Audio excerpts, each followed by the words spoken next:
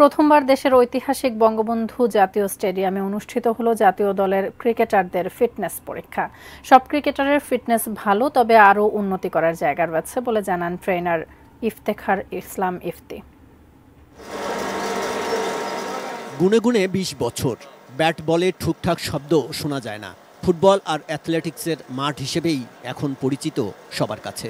অথচ দেশের ক্রিকেটের তীর্থস্থান হিসেবে সবার হৃদয়ে ছিল পল্টনের বঙ্গবন্ধু জাতীয় স্টেডিয়াম। তীর্থস্থানে ক্রিকেট আবারও ফিরল, তবে ক্ষণিকের জন্য। কোনো ম্যাচ নয়, জাতীয় দলের ক্রিকেটাররা এলেন নিজেদের ফিটনেস পরীক্ষা দিতে। স্টেডিয়ামে শনিবার সকাল ৬টায় উপস্থিত হন ক্রিকেটাররা। মিরপুরের সবুজ গালিচায় অভ্যস্ত মিরাজ শান্তরা এই স্টেডিয়ামে পা রেখেই আপ্লুত।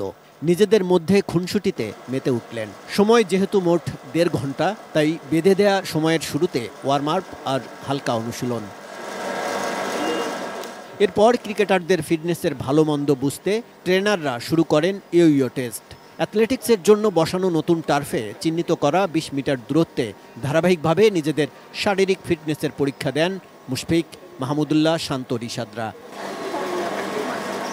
এবারই প্রথম ৪০০ মিটার অ্যাথলেটিক্স ট্র্যাকে ২ ভাগে ভাগ হয়ে ৪ বার চক্কর দেন ক্রিকেটাররা, অর্থাৎ মোট ১৬০০ মিটার দৌড়। দৌড়ে সবার দৃষ্টি কেড়েছেন মুশফিক। তরুণদের সাথে টক্কর দিয়েছেন এই অভিজ্ঞ ক্রিকেটার। তবে আরেক অভিজ্ঞ ক্রিকেটার মাহমুদুল্লাহ দৌড় শেষ করেন সবার পেছনে থেকে। দৌড় শেষ করতে কষ্ট হয়েছে শামীম পাটোয়ারিরও।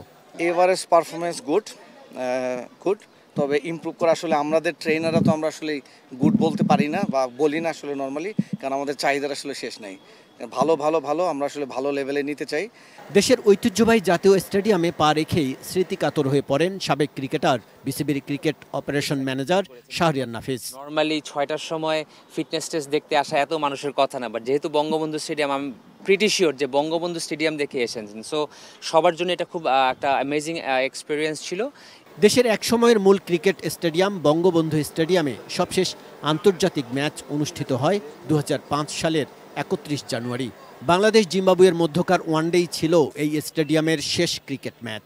২০০৬ সাল থেকে দেশের ক্রিকেট ঠিকানা পায় মিরপুর শেরেবাংলা স্টেডিয়ামে।